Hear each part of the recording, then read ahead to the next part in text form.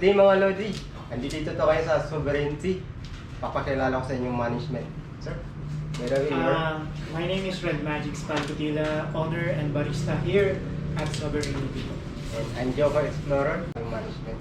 Sir, in case halimbawa maging sikat na yung coffee shop mo, are you willing na magkaroon ng franchise package? Iniisip ko rin yung mga ganyang bagay for future purposes. Pero sa ngayon po kasi, kung magkakaroon man po ako ng opportunity to mag-franchise nga po, syempre naman. Bakit? Mas gusto ko po kasi is yung medyo hindi ganun ka-hassle, saka yung hindi ako masyado mag-effort kung sakali man mag-success ang business.